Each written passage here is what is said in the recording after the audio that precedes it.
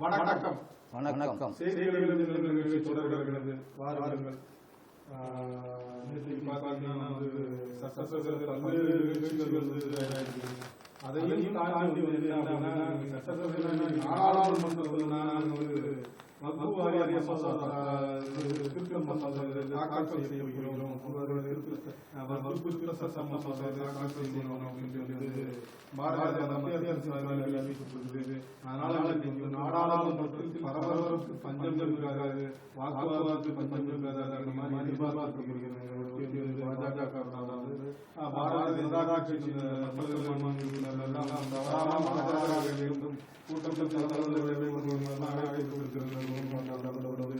இன்னைக்கு அமைதியான ஒருவேளை எதிர்கட்சிகள் ரொம்ப ஆக்ரோஷமான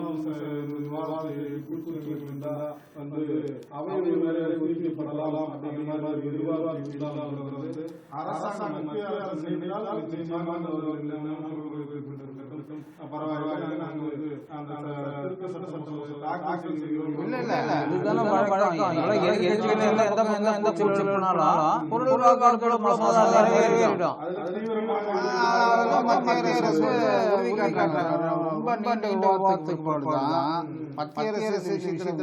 முடிவெடுத்தாங்க.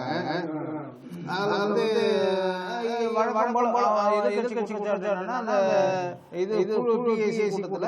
நாங்க திருத்தம் இதெல்லாம் வந்து அவங்க மத்திய அரசு அந்த இதெல்லாம் வந்து மசோதாவுல சேர்க்கல அப்படின்னு சொல்லி அவங்க எதிர்ப்பு தெரிவிச்சாங்க.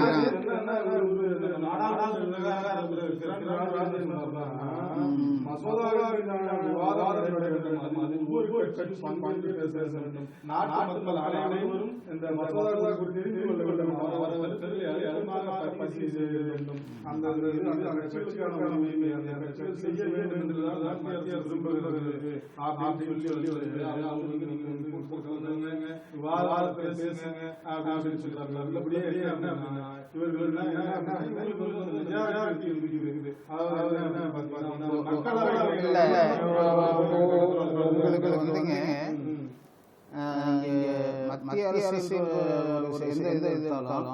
சில மாநில கட்சிகள் அதுல வந்து விவாதத்துல பங்கேற்கிறது இல்லை. கடந்த காலங்களில் எவ்வளவு முக்கியமான பிரச்சனைகள்லாம் வந்தப்ப சில எதிர்கட்சிகள் அந்த இதை புறக்கணிச்சிடுறாங்க.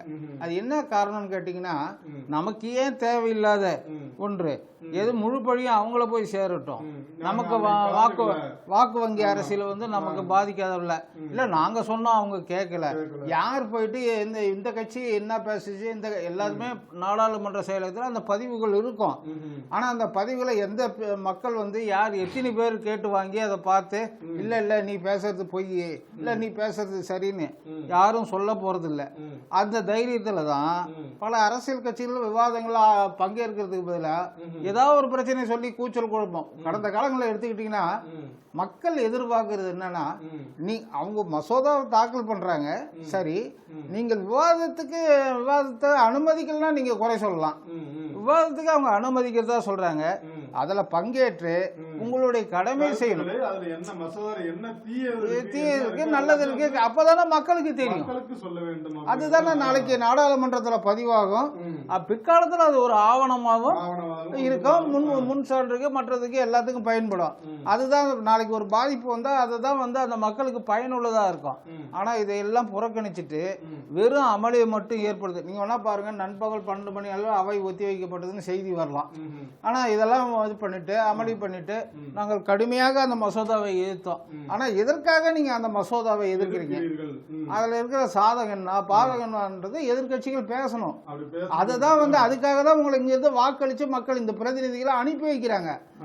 இந்த நாடாளுமன்றத்தை பொறுத்தவரை அது சட்டப்பேரவை நாடாளுமன்ற கூச்சல் அமளியில் ஈடுபடுறதெல்லாம் சுயநலத்துக்காக தான், மக்கள் நலன் சார்ந்ததா அதை சொல்லவே முடியாது. அப்படி சொன்னீங்கன்னா அவங்க என்ன சொல்றாங்கன்னா, இப்ப எதிர்கட்சிகள் இருந்து என்ன சொல்றாங்கன்னா, வக்பு வாரிய சொத்துக்களை வந்து நிர்வகிக்கும் கவுன்சில்ல வந்து பெண்கள் மற்றும் முஸ்லீம் அல்லாத பிற மதத்தினரையும் உறுப்பினராக்குவது, அப்புறம் வந்து வக்பு சொத்துக்கள் மீதான பிரச்சனையை மாவட்ட கலெக்டரை இறுதி முடிவு எடுப்பது உள்ளிட்ட இந்த அம்சங்கள்லாம் வந்து இதுல சேர்க்கப்பட்டிருக்குது.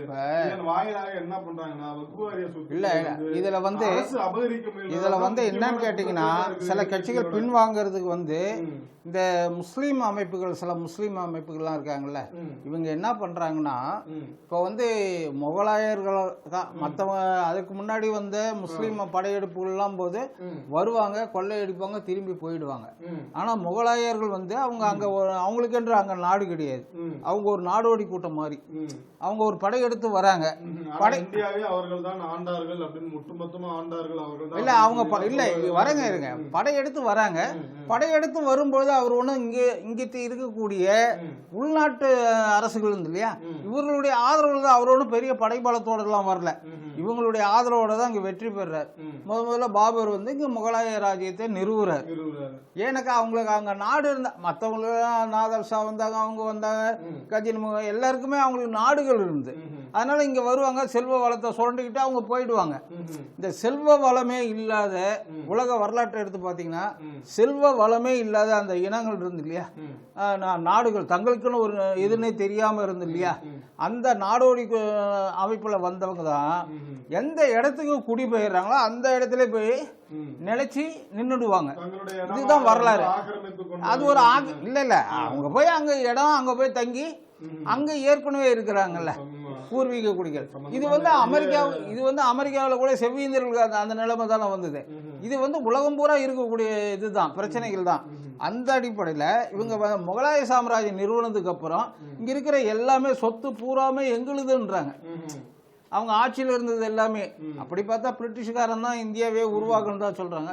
அப்படின்னா பிரிட்டிஷ் இந்தியாவே வந்து அவங்களுக்கு தான் சொல்லலாம். அதுல என்ன அப்படின்னா வந்து மற்ற இடங்கள் சொல்லும் போது என்ன கூட தெரியல, கோயில் இடங்கள் கூட எங்களை சார்ந்தது அப்படிங்கும் போது அதுல நிறைய வந்து பொதுமக்களிடமிருந்து முஸ்லீம் மதம் வந்து தோன்றிய காலம் வந்து அந்த மதம் அப்படிங்கறத விட அந்த வக்பு வாரிய சொத்து அப்படிங்கிறது என்ன அப்படின்னா வந்து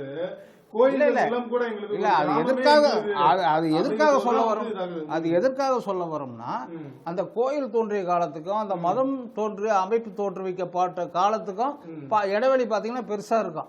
ஆனா நாங்க வந்து இங்க புடிச்சிட்டோன்றதால இது எல்லாமே வக்பு சொத்து தான், அந்த கோயில் எங்க வக்பு சொத்துல தான் இருக்கு, இது எங்க தான் இருக்குன்றது இது ஒரு அராஜகமான வாதம். இதுக்கு வந்து சாதாரண இந்த மாதிரி ஆட்கள் தான் இப்ப இந்த வக்பு இதை வந்து எதிர்க்கிறாங்க. மற்றபடி வக்பு சொத்தை என்ன கையகப்படுத்துவா போறாங்க? அது ஒண்ணும் கிடையாது. நிர்வாகம் தானே பண்ண போறாங்க. குறைகள் இருந்தா சட்டம் இருக்கு, கோர்ட் இருக்கு, தாராளமா நீங்க போய் பார்க்கலாம் அப்படின்னு சொல்லிக்கிட்டு இப்ப என்னன்னு கேட்டீங்கன்னா, இப்ப தமிழகத்துல நேற்று சட்டப்பேரவையில நெடுஞ்சாலைத்துறை மானிய கோரிக்கை நடைபெற்றது.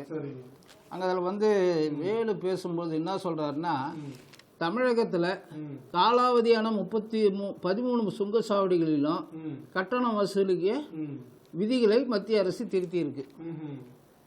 காலாவதி ஆயிடுச்சு. எனக்கு தெரிஞ்ச இந்த பரனூர் சுங்கச்சாவடியில் என்னைக்கோ காலாவதி ஆயிடுச்சு. நேற்றுக்கு என்னன்னா அதை ஒட்டி வந்து இந்த சுங்க கட்டண உயர்வு எல்லாம் வந்து உயர்த்தினாங்க, சுங்க கட்டணத்தை உயர்த்தினாங்க. அதை ஒட்டி வந்து அவங்க வந்து சட்டமன்ற உறுப்பினர் கேள்வி கேட்டாரு. அப்பதான் அதை சொல்றாரு, என்னன்னா வந்து நாங்க மத்திய அரசு ஏற்கனவே வந்து வாபஸ் வர சொல்லி வந்து கேட்டிருக்கோம், இது சம்பந்தமா நேரடியா போய் இது பண்றோம். அப்ப வந்து என்னன்னா அந்த காலாவதியான சுங்க கட்டணத்தை அந்த நிலையங்கள்லாம் வந்து நாங்க வந்து அகற்ற வலியுறுத்துறோம் அப்படின்ற மாதிரி அவர் வந்து சொல்லியிருக்கிறாரு. ஆமா, ஆனா வந்து அதுலதான் என்ன பண்ணிட்டாங்களாம் மத்திய அரசு. நேற்று ஏவாவேலு சட்டப்பேரவையில் பேசியிருக்கிறத சொல்றோம். அதுல என்ன சொல்றாங்கன்னா, இந்த 13 சுங்கச்சாவடிகள் எந்தெந்த பகுதியில் இருக்குதோ அந்த பகுதியெல்லாம் சிறு பாலங்கள் இதெல்லாம் நாங்க கட்ட போறோம். அதனால மத்திய அரசு சொல்லி அதை சொல்லி தமிழ்நாட்டில் சுங்கச்சாவடி அதான் காலாவதியான சுங்கச்சாவடிகளே கிடையாது அப்படின்னு மத்திய அரசு திட்டவட்டமா சொல்லியிருக்கு. இதுல யாரு என்ன பேசுறாங்கன்றதெல்லாம் ரெண்டாவது. ஏற்கனவே விலைவாசி நிலவரம், அவரை இது வரைக்கும் வசூல் பண்ண கட்டணங்கள், இப்போ உங்களுக்கு சிறு பாலம் இதெல்லாம் இருந்தாக்கா அப்ப அவங்க வந்து ரோட் டாக்ஸ் அந்த சாலை வரி கட்டுறாங்கல்ல வாகனங்களுக்குலாம், அப்ப அந்த வரியெல்லாம் எங்க போகுதுன்னு கேட்பாங்கல்ல. இப்ப நீங்க வந்து சாதாரண சிறு பாலம் மெயின்டெனன்ஸ் கூட நாங்க சுங்க கட்டணம் வசூலிப்போம்னா அது ஏற்புடையதான்றத சம்பந்தப்பட்ட தான் சொல்லணும். அதே போல வந்து மாநில நெடுஞ்சாலையிலையும் சுங்கச்சாவடிகள் இருக்கான். அதையும் வந்து இது லாரி ஓட்டுநர் சங்கம்லாம் சொல்லியிருக்காங்க.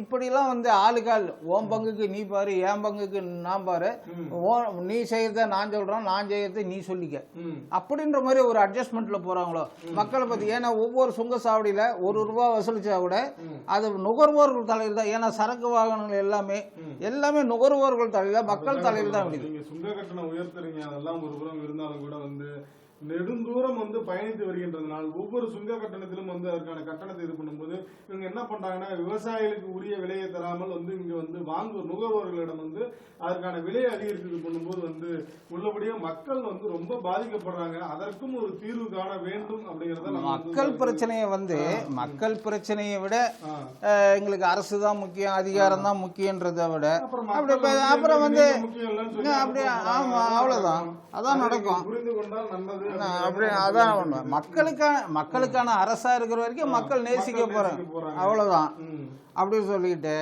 நேத்து இந்த உதகை இப்ப கோடை காலம் தொடங்கியாச்சு.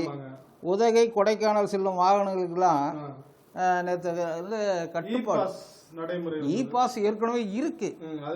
அந்த இ பாஸ் ஏற்கனவே இருந்ததுன்னா நீங்க சுற்றுலா தலங்களுக்கு போனீங்கனாலே இ பாஸ் அப்ளை பண்ணி வாங்கிட்டு போனோம். அதை அப்ளை பண்ண உடனே கொடுத்துட்றாங்க, ஆன்லைன்ல அப்ளை பண்ணி வாங்கிட்டு தான் போறாங்க. ஆனா இந்த கோடை காலம் வரப்ப ஜூன் மாசம் வரைக்கும் என்ன சொல்லியிருக்காங்கன்னா உயர்நீதிமன்றம் இன்னொரு கட்டுப்பாட்டை போட்டிருக்கு.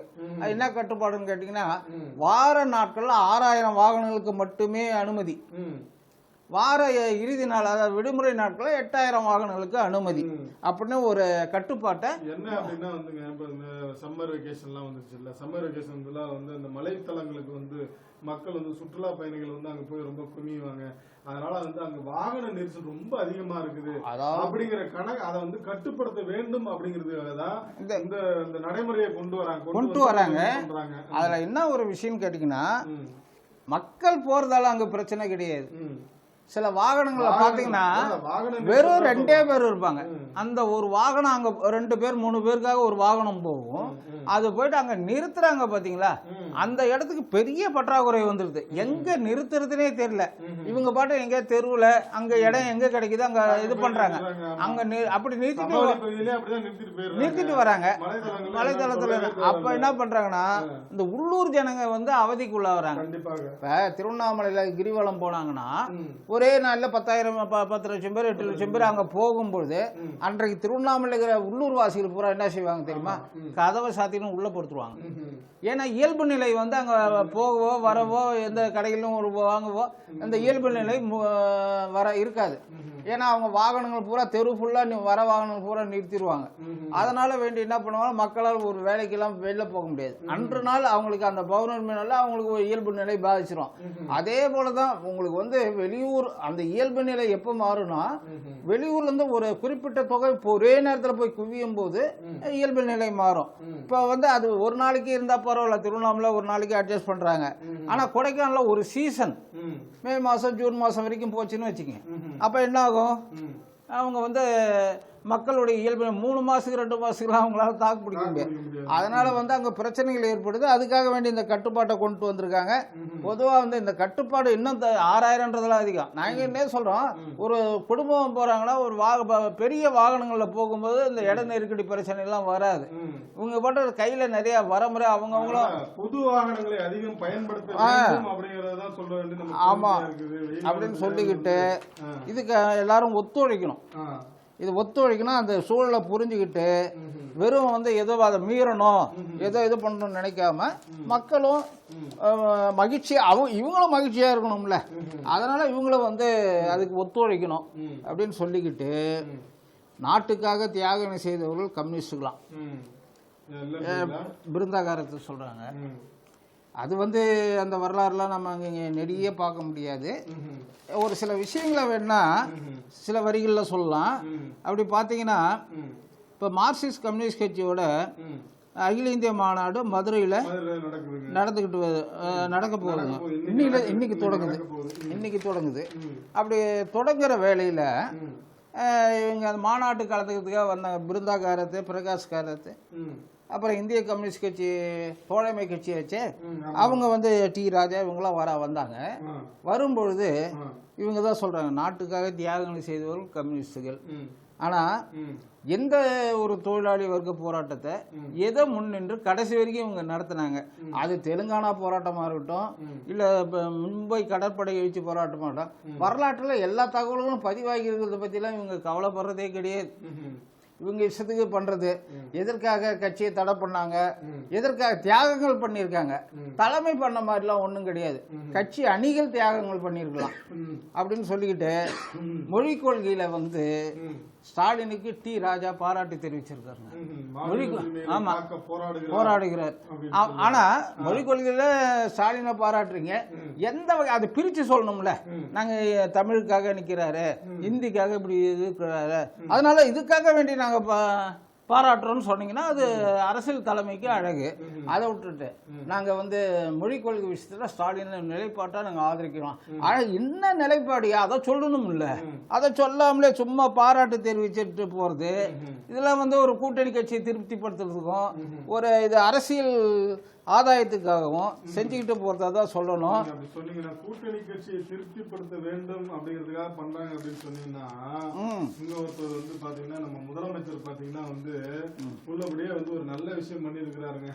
திருச்சி நூலகத்திற்கு காமராஜர் பெயர் 290 கோடியில் கட்டப்பட்ட பிரம்மாண்டமாக கட்டப்பட்டு வந்த நூலகத்திற்கு வந்து காமராஜர் பெயர் சூட்டப்படும் அப்படின்னு சொல்லி வந்து சட்டப்பேரவையில் வந்து முதல்வர் எடுத்திருக்காருங்க. கிராமங்கள் தோறும் பணிகளை தொடங்கி கல்வி புரட்சிக்கும் எதிர்கால வளர்ச்சிக்கும் வித்திட்டவர் என புகழாரம் அப்படின்லாம் வந்து முதலமைச்சர் சொல்லியிருக்காரு. அதுல நம்ம என்ன கேட்க வேண்டி இருக்குன்னா, ஏங்க இத்தனை வருஷமா 4 ஆண்டு காலமா தொட்ட 90க்கும் வந்து கலைஞர் கருணாநிதி நூலகம், கலைஞர் கருணாநிதி ஏறுதழுவல் மையம், கலைஞர் வந்து பேனா அப்படியெல்லாம் வந்து பண்ணிக்கிட்டு இருந்தீங்களே, என்னங்க திடீர்னு வந்து உங்களுக்கு காமராஜர் மேல ஒரு கரிசனம் அப்படின்னு பாத்தீங்கன்னா அடுத்து வரப்போகுதுங்க தேர்தல் அப்படிங்கறதா வந்து மக்கள் சொல்லி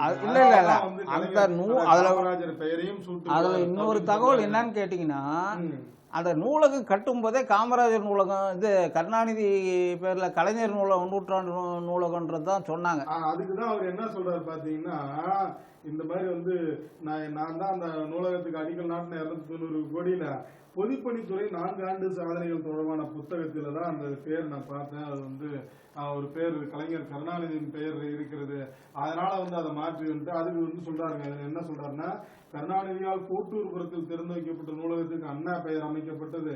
அப்புறம் வந்து மதுரையில் கலைஞர் நூற்றாண்டு காலம் கட்டப்படும் என அறிவிக்கப்பட்டு வந்து அதையும் நாங்கள் முடித்திருக்கிறோம். அப்புறம் பாத்தீங்கன்னா வந்து கோவையில் பெரியார் நூலகம் அமைத்திருக்கிறோம். அப்புறம் மதுரையில் வந்து கலைஞர், இப்படி வரிசையா எல்லார் பேரையும் தான் நாங்க வச்சிருக்கிறோம்.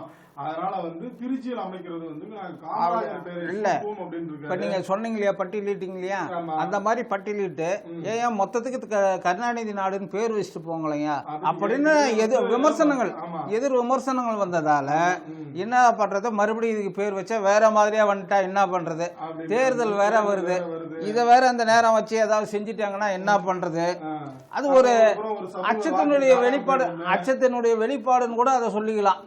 காமராஜர் அது ஒரு நிர்பந்தம் காமராஜர் பேர் அது வேற விஷயம், வரவேற்கிறோம். திருத்தணியில வந்து இந்த மாதிரிதான் வந்து ஒரு சந்தை வந்து ஏற்கனவே அங்க இருந்திருக்குங்க. அது வந்து காமராஜர் பெயர்ல வந்து ரொம்ப நீண்ட ஆண்டு காலமா வந்து அங்க வந்து நடைமுறையில் இருந்துச்சு. அது புதுசா இடிச்சுட்டு நகராட்சி திருத்தணி நகரத்துல தீர்மானம்லாம் ஏற்று என்ன பண்ணிருக்காங்க வந்து அதை வந்து புதுசா கட்டிட்டு அதை பேரை வந்து கலைஞர் கருணாநிதி சந்தை வளாகம் அப்படின்ற மாதிரி கொண்டு வரது பண்ணாங்கன்னா, அது பல்வேறு எதிர்கட்சிகளால் எதிர்க்கப்பட்ட உடனே என்ன பண்றாரு, இல்ல அது மீண்டும் பழைய பெயர்ல செயல். அதாவது அதுதான் சொல்றாங்க, இப்ப தமிழ் தேசிய ஆர்வலர்கள் தமிழ் தேசியர்கள்லாம் என்ன சொல்றாங்கன்னா, நீங்க தமிழ்நாட்டை வந்து கருணாநிதி பேரு கருணாநிதி மையம் திமுக குடும்ப சொத்தாவே மாத்துறதுக்கு எல்லா வேலைகளையும் பாக்குறாங்க அப்படின்னு இப்ப அவங்களும் விமர்சனங்கள் வைக்கிறாங்க. தொடர்ச்சியா வைத்து கொண்டு ஆமா, அதை ஒட்டிதான் ஒருவேளை முதலமைச்சர் இதை வந்து மாற்றி இது பண்ணிருக்கிறாரா அப்படிங்கிறது வந்து அவங்க கேள்வி எழுப்பது நம்ம வந்து சொல்லாம இருக்க முடியாது. ஆமா, அதே நேரம் வந்து பாத்தீங்க அப்படின்னா நேற்று வந்து முதலமைச்சர் வந்து இந்த இதெல்லாம் நம்ம சொல்லும்போது வந்து இன்னைக்கு சட்டசபையில வந்து அந்த பொதுப்பணித்துறை சார்ந்த அந்த மானிய கோரிக்கையெல்லாம் நடந்தாங்க. அதுல வந்து என்ன அப்படின்னா வந்து அந்த ஒரு ஈஸ்வரன் சட்டமன்ற உறுப்பினர் ஈஸ்வரன் வந்து ஒரு கேள்வி கேட்கிறாருங்க. என்ன கேட்கிறாருன்னா, நடந்தாய் வாழி காவேரி திட்டத்தை வந்து நீங்க அறிமுகப்படுத்தினீங்க, அதுல மத்திய அரசின் பங்கு இருக்குது, மாநில அரசின் பங்கு இருக்குது.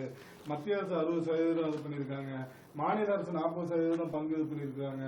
ஆனா வந்து அண்மையில வந்து நாடாளுமன்றத்தில் வந்து நாமக்கல் மக்கள் உறுப்பினர் வந்து கேட்கும்போது வந்து எழுத்துப்பூர்வமாக அந்த அமைச்சர் என்னன்னா இந்த இதுல வந்து தமிழக அரசு முனைப்பு காட்டவில்லை அப்படின்னு சொல்லி வந்து நாடாளுமன்றத்தில் எழுத்துப்பூர்வமாக சொல்லி இருக்கிறார்கள் அப்படின்னு சொல்லி வந்து இதுல வந்து உங்களோட நிலைப்பாடு என்ன அப்படின்னு சொல்லி தமிழக அரசு நேற்றுக்கு வந்து ஈஸ்வரன் அவர்கள் வந்து கேள்வி கேட்டாருங்க.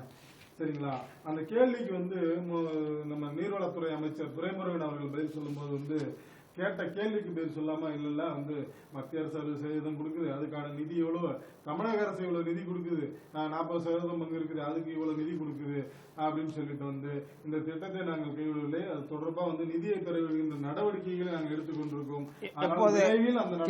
கேள்வி கேட்ட பிற்பாடு இது சம்பந்தமா மத்திய அரசு தகவல் சொன்ன பிற்பாடு நாங்க இப்பதான் திட்ட அறிக்கை தயாரிக்கிறோம். இன்னும் இவங்க திட்ட அறிக்கை இதை வந்து யார் போய் கோப்பு கொண்டா எங்க தயாரிச்சிருக்கிற இல்ல அது சட்டப்பேரவை முன்னாடி இவங்க கொண்டு வந்து வைக்க போறாங்களா? திட்ட அறிக்கை ரெடி, நாங்க தயாரிச்சிருக்கோம் அப்படின்னு வர இதுல இது வந்து இவர் என்னன்னாக்கா துரைமுருகன் பெரிய ராஜதந்திரி, பெரிய அறிவாளி. ஆமா சாணக்கியத்தனன்றதை அடுத்தவங்களை ஏமாத்துறது தானே. அதனால வந்து இவர் சாதுரியமா, அதாவது இந்த ராஜதந்திரம்னு சொல்லுவாங்க, சாணக்கியத்தனத்துக்கு இன்னொரு பேர் ராஜதந்திரம் அப்படின்னு சொல்லிக்கிட்டு இவங்க வந்து யார் போய் கேட்க போறாங்க? அதனால வந்து நடந்தாய் வாழி காவேரி திட்டமா இருந்தா என்ன, ஆனா இங்க பல விஷயங்கள் இங்க பேசுறாங்க. அதுல என்ன ஒரு விஷயம் கேட்டீங்கன்னா, நாங்க டெல்லிக்கு போனோம், இந்த கோரிக்கை வச்சோம், இதை பேசணும்லாம் அவங்க வந்து சொல்லுவாங்க.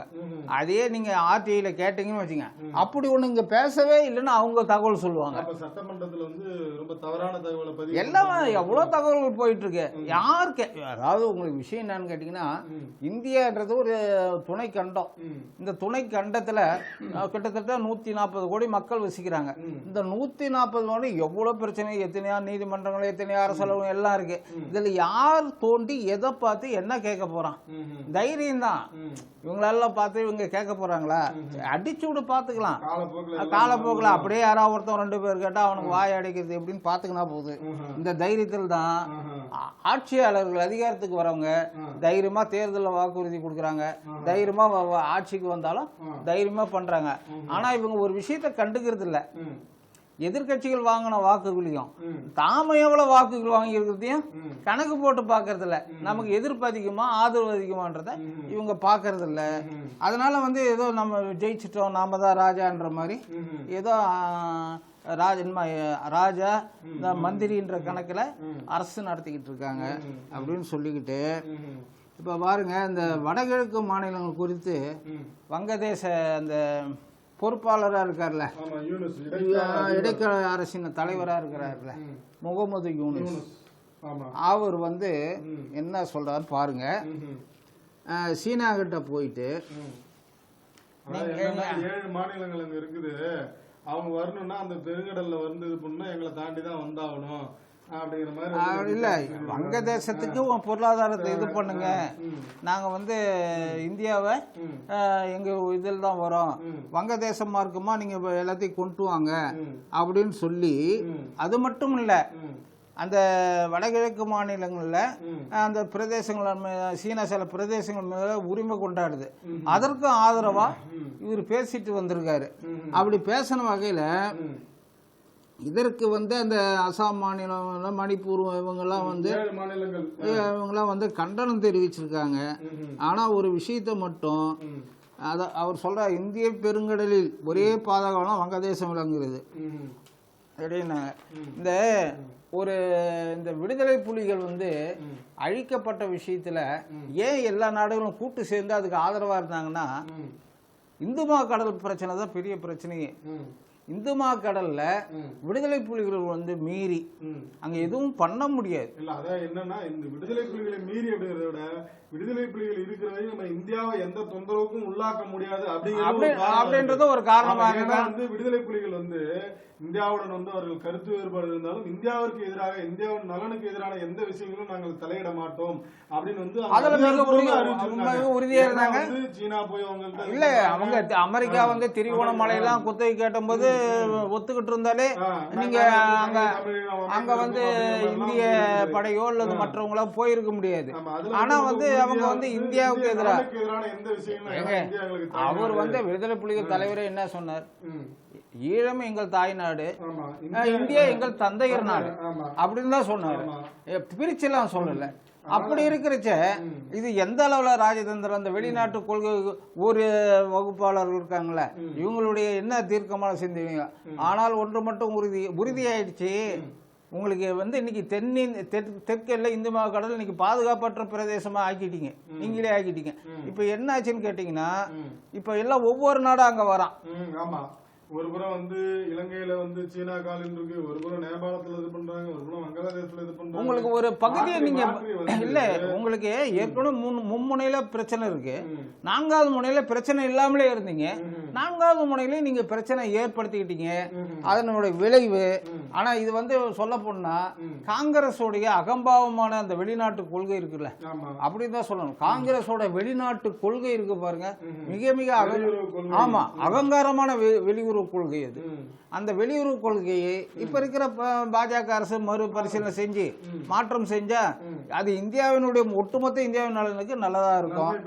ஆமா அப்படின்னு சொல்லிக்கிட்டு என்ன சொல்றாங்க அப்படின்னா வந்து நாங்கள் உன்னிப்பா கவனித்துக் கொண்டு இருக்கிறோம், வங்கதேசம் என்ன நடக்குதுன்னு காலம் வரும்போது அவர்களுக்கு தக்க வந்து நடவடிக்கையை வந்து பதிலாக கொடுப்போம் அப்படின்ற மாதிரி காலத்துக்கெல்லாம் காத்துக்கிட்டு. இது வந்து எந்த விஷயமும் காலத்தனா ஒரு காலம் இப்ப வந்து ஒண்ணும் இல்ல. ஒரு அரசு வந்து மத்தியில 5 ஆண்டுகள் தானே இருந்துட்டு போட்டோமேனு அப்படி எல்லாம் இப்ப நினைக்கிற அந்த 5 ஆண்டு விஷயத்துல இன்னைக்கு வளர்ந்து வர இதுல 5 ஆண்டு விஷயம் நல்லது கெட்டதுமா நிறைய செய்வதற்கு வாய்ப்புகள் இருக்கு. ஆக ஒரு 5 ஆண்டு என்பதெல்லாம் சாதாரணமா அடுத்த தேர்தலில் பார்த்துக்கலாம் அப்படின்னு சொல்றதெல்லாம் இப்ப அதுக்குரிய காலகட்டமே கிடையாது. அது வந்து நிறைய பேருக்கு அந்த அரசியல் பார்வையாளர்களுக்கு தெரியும். இந்த திமுக 4 ஆண்டு கால ஆட்சியில எவ்வளவு நல்லது நடந்திருக்கு, எவ்வளவு கெட்டது நடந்திருக்கு, பல இடம் போட்டு பாக்குறாங்கல்ல. இதுக்கெல்லாம் என்ன காரணம்?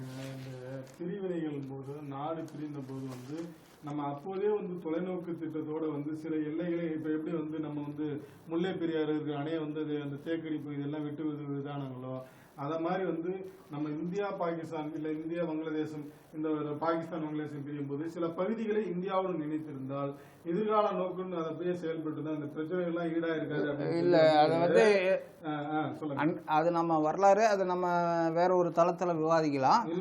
இல்ல அது வந்து என்னன்னு கேட்டீங்கன்னா பிரச்சனைகளை வந்து வேணும்னே உருவாக்குறது வேற, தானா உருவாக்குறது வேற. முல்லை பெரியாறு அணை பிரச்சனை திட்டமிட்டே உருவாக்கப்பட்ட பிரச்சனை தான். ஏன்னா அது முல்லை பெரியாறு திருவிதாங்கூர் சமஸ்தானத்தையே வந்து தமிழ்நாட்டோட தான் இணைச்சிருக்கணும் நியாயப்படி பார்த்தா. உள்ளபடியா நீங்க இந்த நேரத்துல சொல்லும் போது நேற்றுக்கு வந்து திருத்தணி இதெல்லாம் வந்து தமிழகத்துடன் இணைந்த நாளுங்க. அதை நேற்றுக்கு வந்து நம்ம இது பண்ண அதை சுட்டிக்காட்ட வேண்டி இருக்கிறது அப்படின்னு சொல்லிக்கிட்டு இப்ப கச்சத்தீவை மத்திய அரசு மீட்கிறதுக்கு தீர்மானம் சட்டப்பேரவையில் இன்றைக்கு முதலமைச்சர் மு.க. ஸ்டாலின் முன்மொழிகிறார். தயவு செய்து நீங்க முன்மொழிங்க, பேசுங்க. இந்த கச்சத்தீவு பிரச்சனையை 1974 இலங்கை கிட்ட தாரை வார்த்த போது இல்ல எப்படி இந்த கச்சத்தீவு இந்தியாவில் இருந்தது, இந்தியாவின் பகுதியாக இருந்தது, அது எப்படி வந்து இலங்கைக்கு தாரை வார்க்கப்பட்டது, அதில் யார் யார் இருக்கிறார்கள், யார் யார் பின்னணி முழுக்க அந்த கச்சத்தீவு ராமநாதபுரம் சமஸ்தானத்தின் கட்டுப்பாட்டில் நிர்வாகத்தில் இருந்தது என்பதற்கு போதுமான ஆதாரங்கள் வரலாற்றாகட்டும் இல்ல நிலவியல் ரீதியான ஆகட்டும் பிரிட்டிஷாருடைய ஆவணங்களாகட்டும் எல்லாம் தெளிவாகவே இருக்கு. கச்சத்தீவு எந்த காலத்தையும் இலங்கைக்கு உட்பட்டதுன்னு எங்கும் பதிவு செய்யப்படல. ஆனா அதை தூக்கி இந்திரா காந்தி விட்டு கொடுத்து அரசியல் பண்றதா சொல்லிக்கிட்டு அது விட்டு கொடுத்தலாம் அரசியல் பண்ணல. தமிழகத்தை அவங்க இந்தியாவினுடைய ஒரு பகுதியாவே காங்கிரஸ் குடும்பம் எந்த காலத்திலையும் நினைச்சது கிடையாது. அதனுடைய வெளிப்பாடு தான் அவங்க தூக்கி கொடுத்தாங்க. ஆனா அன்றைய தினம் உங்கள் தந்தையார் அதுக்கு எப்படி ஒத்து போனாரா, எதிர்ப்பு தெரிவிச்சாரா? உங்க தந்தை சட்டப்பேரவையில் அதுக்கு உண்டான எதிர்ப்பு தெரிவிச்சிருந்தால் அதையும் இன்னைக்கு தீர்மானம் நிறைவேற்றுறீங்களா? ஏன்னா வந்து எதிர்கட்சிகள் அந்த மாதிரி எல்லாம் குற்றம் சொல்லிக்கிட்டு இருக்காங்க. அதனால வந்து கலைஞர் அவர்கள் இந்த மாதிரி எல்லாம் வந்து பேசுறாங்க. நீங்க வந்து சட்டசபையில் அறிவித்தால் மக்களுக்கு நன்றாக இருக்கும். ஆமா, நிறைய வந்து அது வந்து நீங்க எதிர்ப்பு தெரிவிச்சாரு எங்க தந்தை, அந்த குண்டான ஆவணங்கள்லாம் இருக்கு, சட்டப்பேரவையில் இன்னைக்கு இந்த தேதியில இந்த மாதிரி எல்லாம் பேசியிருக்காரு அப்படின்றது சொன்னீங்கன்னா இப்ப உங்க தந்தை பேர்லயும் வந்து களங்கம் சுமத்துற மாதிரி பல பிரச்சனைகள் பேசிக்கிட்டோங்களே, அதுவும் நிவர்த்தி ஆயிடும்ல. நீங்க ஆதாரத்தோட வச்சீங்கன்னா அதுவும் நிவர்த்தி ஆயிடும். வெறுமனே வந்து ஒரு தீர்மானத்தை நிறைவேற்றிட்டு அப்பா எங்க வேலை முடிஞ்சது, ஒரு சடங்கு சம்பிரதாயத்தை நிறைவேற்றிட்டோம் கடந்த வாரம் வந்து இது பண்ணாங்களே, ஆமா இன்னைக்கு நிறைவேற்ற போறாங்க அப்படின்ற அதே நேரத்துல வந்து நீங்க தீர்மானம் ஏற்றி வந்து தேர்தலுக்காக பண்ணீங்க, அந்த மாதிரி கணக்கு இது பண்ண வேண்டாம். உள்ளபடியே வந்து தலைவர் கலைஞர் அவர்கள் சட்டசபையில் வந்து கட்சித்தை எதிர்த்து வந்து கொடுக்கிறது தாரை அவர்கள் எதிர்த்து பேசியிருந்தால் அதை நீங்கள் வந்து சட்டசபையில் எடுத்து இந்த மாதிரி எல்லாம் பேசியிருக்கிறார்கள் அப்படிங்கறது மக்களுக்கு விளக்க வேண்டும் அப்படிங்கறது தான் வந்து கோரிக்கையாக இருக்கிறது. அதே போல அன்னைக்கு கட்சித்தீவை தாரை வார்க்கும் போது அதை பத்தி திமுக அன்றைக்கு இருந்த திமுக உறுப்பினர்கள் நாடாளுமன்றத்தில் இருந்தவங்க அதை எதிர்த்து பேசியிருந்தாலும் ஆமா பேசியிருந்தாலும் அதையும் வந்து நீங்க வெளியிடுங்க. சும்மா வந்து இன்னைக்கு தேர்தலுக்காக வந்து நாங்களும் நிறைவேற்றிட்டோம் நாங்களும் பண்ணிட்டோம் அப்படின்னா வரலாற்று தகவல்களை நீங்க இல்ல யாரும் மறைக்கலாம் முடியாது. உங்களுக்கு உண்மையிலேயே அந்த விஷயத்துல உங்களுக்கு தெளிவு இருந்தால் இது இருந்தா நீங்க தாராளமா அதையும் சொன்னீங்க அப்படின்னா வந்து என்ன சொல்றாங்கன்னா, எம்புரான் படத்தில் அவதூறு காட்சிகளை நீக்க வேண்டும் அப்படின்னு சொல்லி வந்து நாம் தமிழர் கட்சி தலைமை ஒருங்கிணைப்பாளர் சீமான் அவர்கள் சொல்லியிருக்காங்க. அண்மையில வந்து கேரளாவில் வந்து இந்த எம்புரான் படம் ஒன்று வந்திருக்குங்க, பாகம் 2 ஏற்கனவே அந்த லூசிஃபர்னு சொல்லிட்டு அந்த வந்துச்சு. அதான் பாகம் 2 வந்து எம்புரான் படம் வந்திருக்கு. அதுல என்ன பிரச்சனை அப்படின்னா வந்து, அதாவது என்னன்னா, தமிழர்கள் மலையாள மக்களுக்கு எதிரிகள் போலவும் கேரளாவை அழிக்க முயல்வது போலவும் வன்மத்துடன் வந்து காட்சி அதே மாதிரி வந்து முல்லை பெரியாறு அணை பாதுகாப்பு சம்பந்தமாகவும் அந்த திரைப்படத்தில் காட்சிகள் அமைக்கப்பட்டிருக்கதான் கூறப்படுதுங்க. ஐயா, ஏற்கனவே உச்ச நீதிமன்றம் பல முறை வந்து சொல்லிட்டாங்க முல்லை பெரியாறு அணை பாதுகாப்பாக இருக்கிறதுன்னு. ஏன் திருப்பி அதுல குழப்படி பண்றீங்க அப்படின்னு சொல்லி வழக்கு விசாரணையின் போது பல முறை உச்ச நீதிமன்றம் சொல்லியிருக்கு. அதை விடுத்துட்டு நீங்க திரைப்படத்துல மறுபடியும் வந்து மக்கள்கிட்ட எளிதா போகின்ற அந்த காட்சி இதுல வந்து நீங்க வந்து முல்லை பெரியாறு அணை வந்து பாதுகாப்பற்றதா இருக்கு அப்படின்னு சொல்லி வந்து நீங்க திரைப்பட காட்சிகள் எடுத்தீங்கன்னா உள்ளபடியே அங்க உள்ள கேரள மக்கள் வந்து என்ன நிலைமைக்கு ஆளாவாங்க, அவங்க என்ன சிந்தனைக்கு ஆளாவாங்க அப்படிங்கிற ஒரு இல்ல. அது மட்டும் இல்லைங்க, அந்த உச்ச நீதிமன்றம் அளித்த தீர்ப்புல ஒரு முக்கியமானதை யாரும் சொல்றது இல்ல. அதுல என்ன சொல்றாங்கன்னா, முல்லை பெரியாறு கேரளாவுக்கு மட்டுமே சொந்தம் இல்லை அப்படின்றதையும் சொல்லியிருக்காங்க. ஏன்னா தமிழகத்திலேயும் நீர்பிடிப்பு பகுதிகள் முல்லை பெரியாருக்கு வந்து இங்கிருந்து நீர் ஆதாரம் கிடைக்குது. அதனால தமிழ்நாட்டிலையும் அது வந்து வெறும் முல்லை பெரியாறு இதுக்கு மட்டும் கேரளாவுக்கு மட்டும் சொந்தம் இல்லைன்றதையும் அந்த தீர்ப்புல சுட்டி காட்டி இருக்காங்க. அனைத்துக்கும் மேலாக இது காலங்காலமா இது ஒரு லாபியா வச்சுக்கிட்டு செய்யறதுக்கு காரணம் என்னன்னு கேட்டீங்கன்னா, அங்க வந்து வேற சில பிரச்சனைகள் எழுந்திருக்கான். அந்த படத்துல இன்னும் நிறைய பிரச்சனை என்னன்னா, ஒரு குறிப்பிட்ட மதம் சார்ந்த வந்து காட்சிகள்லாம் வைத்து அது சம்பந்தமாவும் வந்து அங்க வந்து எதிர்வினை ஆற்றிட்டு இருக்காங்க அப்படின்னு சொல்லி இது பண்ணாங்க. உள்ளபடியே என்ன அப்படின்னு பாத்தீங்கன்னா வந்து இது சும்மா விளம்பர யுக்திக்காக இந்த மாதிரிலாம் இது பண்றாங்க. இப்ப அந்த காட்சிகள் நீக்கப்பட்டிருக்குது, இது வந்து சம்பந்தமா மக்கள் நிறைய பேசணும் அப்படிங்கிறது ஒரு விளம்பர யுக்தியாக தான் இது போன்ற விஷயங்கள்லாம் இது பண்றாங்க. அப்படி இல்ல, எப்பவுமே இல்ல. அப்படி பாத்தீங்கன்னா இருந்தாலும் வந்து மக்களிடம் வந்து ஒரு வந்து அமைதியின்மை வந்து, அதாவது வந்து இப்ப முல்லை பெரியாறு அணை பாதுகாப்பா இல்லை அப்படின்னா கேரள மக்கள் என்ன சிந்தனைக்கு ஆளாவார்கள் அப்படிங்கறதே நம்ம இது பண்ணோம். இங்க இரு மாநில மக்களும் பரஸ்பரம் வந்து இங்க ஒரு புறம் வேலை செய்யறாரு, அங்க வந்து அந்த மாநிலங்கள் மாறி மாறி வந்து தொழில் நிறுவனங்களை நடத்தி கொண்டிருக்கிற நேரத்துல இரு மாநில மக்களின் பாதுகாப்பிற்கு கேள்விக்குள்ளாக்கும் வகையில் போன்ற காட்சிகள்லாம் வைத்து அததான் வந்து இந்த நதிநீர் பிரச்சனைன்னு வந்தாலே இந்த தமிழ்நாட்டில் குறிப்பா துரைமுருகன் கூட அன்னைக்கு சட்டப்பேரவையில் அங்க அந்த காவேரி இதுல பேசும்போது என்ன சொன்னார்னா, அங்க இருக்கிற தமிழர்களுடைய நிலைமையை எண்ணி பாருங்க, அவங்களுடைய வாழ்வாதார பிரச்சனைகளை கவனிச்சு பாருங்க. உங்களுக்கு வந்து இன்றைக்கு இருக்கிற பெங்களூர் தான் அன்னைக்கு பெங்காலூர்னு வந்து அது முழுக்க தமிழர் பிரதேசம் தான். அதுக்கு வந்து வரலாறு எல்லாமே இருக்கு. அது இருக்கட்டும், இல்ல அது இருக்கட்டும், இங்க வாங்க. ஆனா அவங்க அச்சுறுத்துறது எப்படி இருக்கு பாருங்க, அங்க இருக்கிற தமிழர்கள் அப்படின்னு சொன்னாக்கா அப்ப அங்க இருக்கிற கன்னடர்கள் என்ன பண்ணுவாங்க, நீயே எடுத்து கொடுக்குற மாதிரி இல்ல இருக்கு பிரச்சனை. அப்ப வந்து உங்களுக்கு வந்துங்க இந்த தைரியம் இந்த துணிச்சல் எல்லாம் இங்க இருக்கிற இந்த அரசியல்வாதிகள் தான் வந்து இதுக்கெல்லாம் காரணமாயிடுறாங்களே ஒழிய மனித வெறுப்பு அரசியல்வாதிகளோட அதாவது நேரத்திலுடைய அவங்க பண்ணின வினைகள் இதுதான் வந்து இரு மாநில மக்கள் மோதுகின்ற நிலைமை இல்ல வந்து கருத்து இல்ல மாநில மக்களிடையே ஒற்றுமையை சீர்குலைக்கிறது.